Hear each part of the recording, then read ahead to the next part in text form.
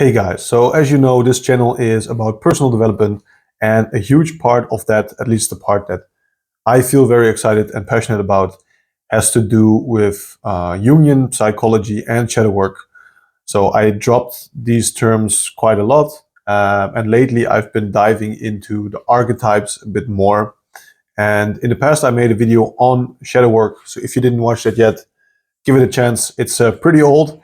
I think I've come a pretty long way since then with my understanding of it, which is also why I wanted to give an updated version to basically explain how I do shadow work now and how you can combine that with the framework of the archetypes, as I explained in the previous videos, and also as you can find on the Instagram channel of Familiar Patterns. If you haven't checked that out yet, please do so. I try to drop some interesting reels there every week, and you will also find the short versions of the long format video that I make. So subscribe if you like this content. So if you want to understand shadow work, the most important premise is basically that you are being influenced by something that is unknown or unconscious to you. Right. So you have a thing, an understanding of yourself, personality or persona, depending on how deep you want to go into this jargon, but a version of yourself that you know, that you're aware of, things that you like, things that you do, certain behaviors that you are aware of. And everything that is not, that is in the unknown, that is what you would consider the shadow. And the goal of shadow work is therefore to bring parts of yourself out of the shadow into the known, so that you can understand yourself better and change certain patterns that you maybe don't want to show in the world. There are two fundamental steps to shadow work. So there are many different methods that you can use, but as long as you understand these two steps, you can use any kind of method. You can come up with your own methods. It's all like whatever works for you works. There are a couple of methods that are just a bit more well known, like for instance, journaling is something that people do quite frequently. But the two steps are, you need to identify that which is completely other or alien to you. So things that you really don't identify with, usually that is connected to a kind of value statement. Step one, identifying what is completely other than you. Step two is recognizing that this is in fact not other than you, and it is a very, very deep part of you. So this sounds a little bit counterintuitive, but you really need to understand that these are the steps. So what you're trying to do is bring something out of your unconscious into the conscious and integrating that with yourself in order to grow as a person. So imagine you have two sides within yourself that are conflicting and they're constantly causing stress and tension. Well, if you could bring this conflict to the surface and solve it, that means that all of a sudden you don't have to waste the energy in this internal conflict because it's resolved. So you will set free a tremendous amount of energy and it will give you more peace. So very specifically, there are 4 things that you can gain from doing shadow work. You will better understand yourself. You will better understand others because you can recognize these patterns in the world around you. You can understand other people, but you can also understand societies, your society, other societies, groups of people, because these patterns are sometimes overarching multiple individuals.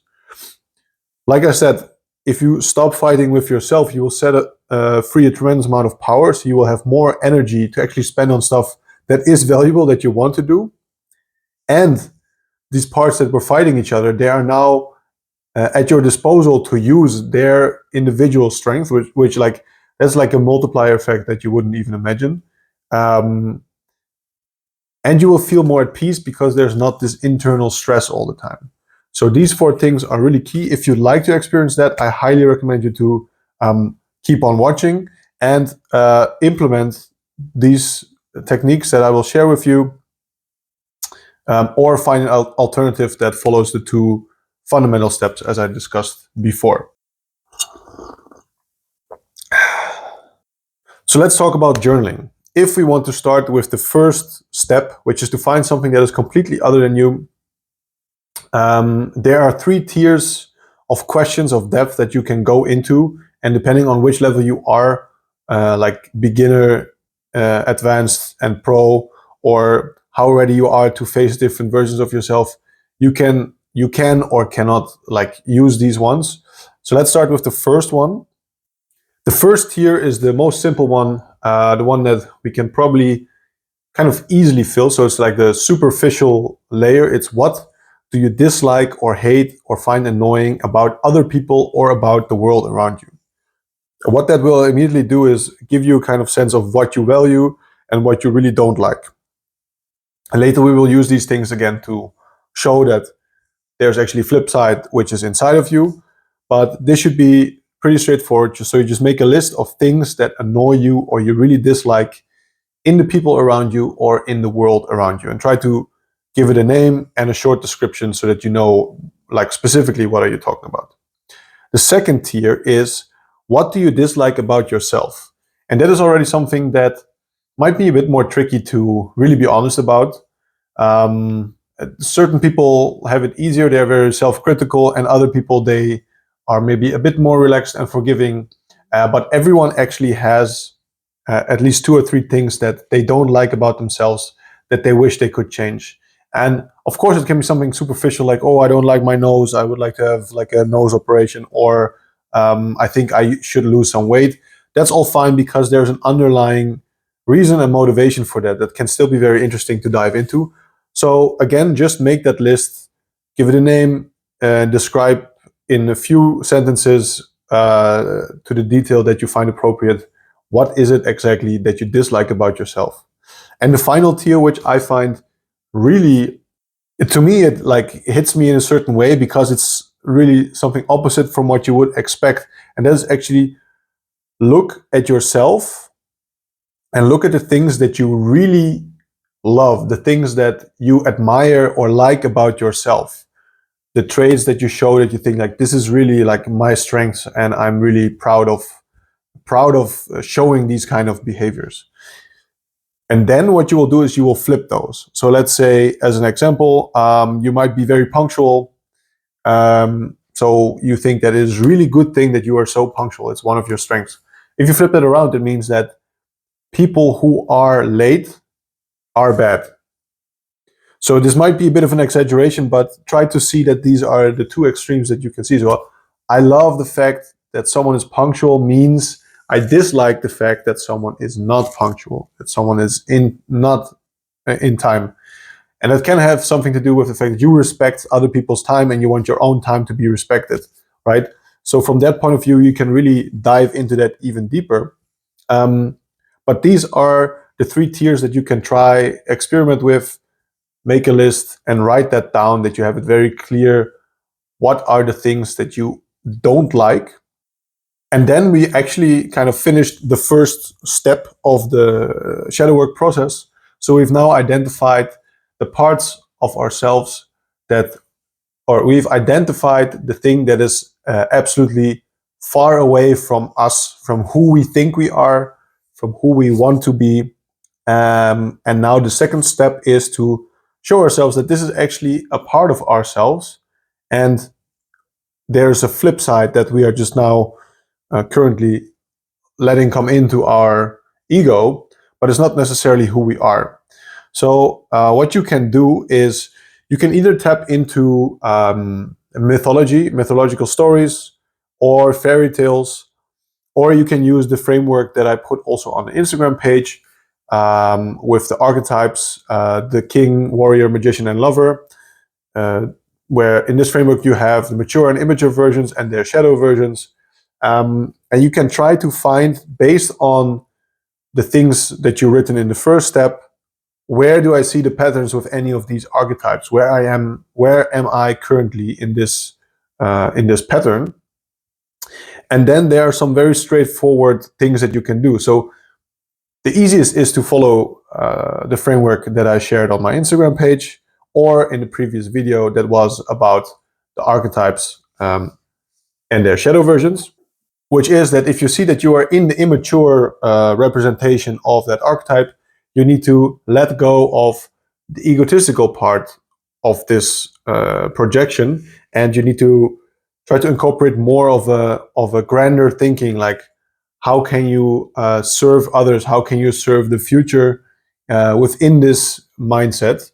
So letting a bit go of your individuality and trying to think more about the community instead.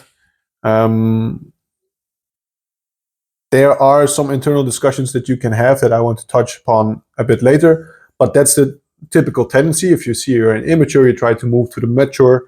And if you see that you are in one of the shadow versions, there can be two reasons, right? One can be that it is simply unknown to you that this pattern exists, which means you are likely over exaggerating it without knowing, or you are very aware that it exists and you've actually identified it to be something very bad, therefore you are suppressing it. These two are each other's opposites, and in some cases you can even oscillate between the two, because first you're suppressing something, but then it becomes too strong and you are over exaggerating it in the next moment. So analyzing it from this point of view can really help you to make that step and bring it together into the balanced version in the middle. And if you decided to read mythology and other fairy tales, they usually already have incorporated a kind of step process to redeem that part of yourself. And hopefully, when you're at the end of this session, let's say, you will realize that, okay, so I have these different sides where I also have the opposite flip side. Maybe at this point I am very punctual because I really don't like people not being respectful of other people's time. But then you see that it's actually not something else. It's just like the same coin with two sides. And you are neither of them. It's a part of you. But the thing that you are is the thing that gets to decide which of the two gets a say, like gets the power, gets the screen time at the moment. And that is what you are. So you are the one discerning about which of the two goes at the moment. And once you realize that these two parts are one, that is where you can like release a lot of energy, tension. You will feel better. You will understand yourself better. If it happens again, the pattern that you, for instance, didn't like, you can question yourself, okay, what happened here? Did I not give enough room to this part of myself, that it comes up in an unexpected way? Or did I suppress the other side? So these are very interesting things you can dive into. This is specifically what I do if I journal. And then there are two other shadow work techniques which are related but slightly different, but I do want to mention them because they're quite important. One is active imagination and the other is dream work. Active imagination, I talked about that as well in a video before, is when you try to go into a meditative state, and from there, instead of focusing specifically on one thing, you're kind of letting thoughts appear and you're observing them. You're not trying to get rid of them, you're observing them, and you are trying to look for the thing that is new to you, something that grabs your attention, and you're trying to listen to it. So it can be, for instance, a persona coming up to you and you see a certain shape, or that someone is doing something, and then you can try to observe it, but also engage with it. And that is the active part, where you actually try to interact with the thing that's being shown to you by your unconscious. A different version of that is dream work, where in dreams this is actually happening, right? So in a dream you are active in a dream, all different kinds of things are happening around you and you are experiencing that, but also interacting. But because it's a dream, you can stay in it. The downside is that sometimes you don't really remember and you are not present consciously to ask specific questions. But for dream work, you can afterwards try to analyze the symbols that are in the dreams. And for active imagination, you can actively go in there. It takes a bit more effort, but it's a more straightforward connection to your unconscious. So these are the techniques that I have been using for a while now, that serve me quite well. I hope this was interesting to you. If you want to learn a bit more about this topic, I'm sure I will post more videos about Jungian psychology and shadow work, so don't worry. But if you have any specific requests, let me know. And if you want to see me myself do like maybe a more live version of shadow work that I would do, to give you a bit of an example, let me know as well in the comments, and I can make that happen. Thank you all for watching. Thanks for sticking around. If you like this video, give the video a like, and don't forget to have a great day.